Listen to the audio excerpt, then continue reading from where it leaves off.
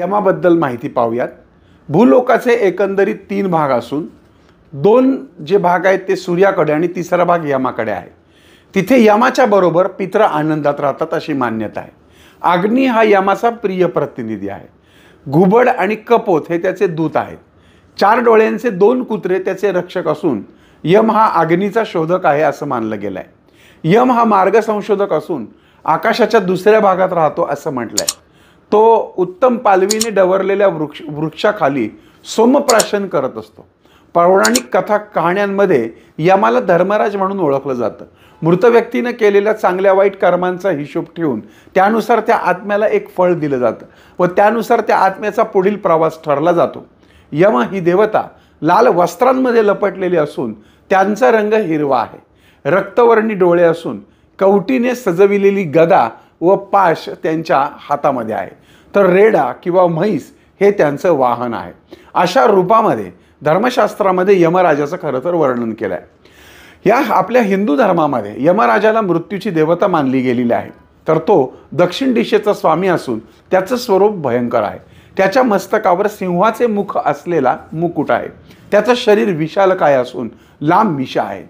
व्यक्तींचे प्राण यमदेवता हरण करतात म्हणून मृत्यूसमयी यमराजांचे दर्शन घडते असं मानलं जातं। यमाला कधी 2 तर कधी 4 हात आहेत असं देखील मानलं गेलेलं आहे। वेगवेगळ्या पुराणामध्ये वेगवेगळी वर्णनं जरी असली तरी यमाचा एकमेव काम आहे ते म्हणजे प्राणहरण करणं। मत्स्य पुराणाप्रमाणे यमराजाच्या हातामध्ये चक्र, पेन, पुस्तक, शंख आणि गदा आहे। पुस्तक हे आत्मज्ञानाचं प्रतीक आहे, तर चक्र हे पूर्णत्वाचं प्रतीक। शंख हे आकाश दर्शवतात, तर हातातली गदा विश्वचालकाने ठरवून दिलेला कायदा आणि नियमाची शक्ती दर्शविते। यमराज पुण्यवान आणि पापी लोकांच्या संदर्भात वेगवेगळे स्वरूप धारण करतात। पुण्यवान व्यक्तींना मृत्यूसमयी यम हे विष्णू स्वरूपात दिसतात। त्यांच्या चेहऱ्यावरती आनंद व स्मितहास्य दिसतं आणि आशीर्वाद देताना दिसतात। यमाचे डोळे कमळाच्या फुलाप्रमाणे दिसतात। याउलट पापी माणसांना मृत्यूसमयी यम मोठमोठ्या गर्जना करणाऱ्या ढगांप्रमाणे काळ्या रंगाचा चांबड्याची वस्त्र परिधान केलेला दिसतो व पापी लोकांना सर्वनाशाचे संकेत तो देत असतो अशी शास्त्रामध्ये मान्यता आहे। असं मानलं जातं की जेव्हा एखाद्या व्यक्तीचा मृत्यू होतो तेव्हा स्थूल देहापासून सूक्ष्म देह विलग होतो। हा सूक्ष्म देह म्हणजेच खरं तर मृत्यूनंतरचं जीवन। मृत्यूनंतरचे विधी, अंत्येष्टी या विधी केल्यानंतर यांना मार्ग मिळतो असं म्हटलं जातं। आत्मा जेव्हा मृत शरीराच्या आसपास असतो व जेव्हा मृत शरीराला स्मशानात नेऊन अंत्येष्टी विधी केले जातात तेव्हा या विधींमध्ये जे मंत्रोच्चारण केले जाते ते या आत्म्यांसाठी असतात। आत्मा तेथे आजूबाजूला भटकत असतो। मंत्राद्वारे त्या आत्म्याला सांगितलं जातं की आता या शरीराशी तुझा काही संबंध राहिला नाही। हे शरीर समर्पित अग्नीस केलं जाणार आहे आणि आपण पुढल्या यात्रेस प्रस्थान करावे। विधी करणाऱ्या व्यक्तीच्या खांद्यावर पाण्याने भरलेले मडके दिले जाते। चितेच्या 3 उलट्या प्रदक्षिणा मारल्यानंतर दगडाने 3 वेळा त्या मडक्याला छिद्र पाडले जाते आणि नंतर ते मडके मागच्या बाजूला फोडले जाते। यालाच घटस्फोट असे म्हणले जाते। याचा अर्थ असा असतो की आत्म्याला संकेत दिला जातो की बाबा तू मोह सोडून जा, पण असे होत नाही। ज्या दगडाने मडकं फोडलेलं असतं त्या दगडावर तो आत्मा चिकटून राहतो।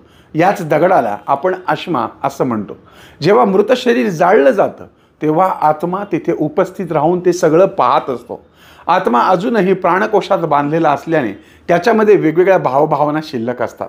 मृतदेहाला अग्नीमध्ये समर्पित होताना पाहून त्या आत्म्याला अतीव दुःख होतं, कारण ते त्याचं घर तो स्वतःच्या नजरेने म्हणजे त्या सूक्ष्म देहाने जळताना पाहत असतो। तो खूप आकांडतांडव करतो, पण त्याच्या हातात काहीच नसतं। स्मशानातले विधी झाल्यानंतर त्या आश्म्यासहित आत्मा हा पुन्हा घरी येतो व 10 दिवस घराच्या आसपास भटकत राहतो। 10वा 12वा हे विधी झाल्यानंतर आत्मा पुढच्या प्रवासासाठी सिद्ध होतो। मृत्यूनंतर 12 दिवसानंतर माणसाचा आत्मा हा यमलोकाच्या प्रवासाला आरंभ करतो असं आपलं शास्त्र सांगतं।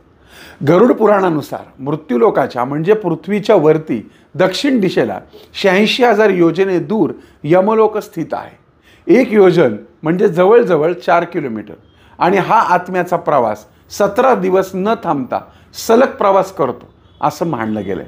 या लोकातील तो प्रवास करून कुठे पोचतो तर यमपुरी येथे पोचतो। यमपुरी येथे पोचत असताना त्या आत्म्याला वैतरणी नामक नदी हे पार करावी लागते. गरुड पुराणामध्ये या नदीचं वर्णन आलेलं आहे. मग त्यामध्ये वेगवेगळ्या पापांसाठी वेगवेगळ्या शिक्षा सांगितल्या आहेत. त्या कुठल्या आहेत त्या तुम्हाला माझ्या अंत्येष्ठी आणि श्राद्ध किंवा मृत्यूदेवता यम या पुस्तकामध्ये वाचायला मिळतील. हे पुस्तक सर्वत्र उपलब्ध आहे, पण आपल्याला हवा असेल तर जो नंबर येतोय त्या क्रमांकावर संपर्क साधा. आनंदी मृत्यूचे हे भाग आपल्याला कसे वाटतात ते मला जरूर लिहून कळवा. आणि हे भाग जास्तीत जास्त लोकांपर्यंत पोहोचवण्यासाठी आपलं चॅनल सबस्क्राईब करा.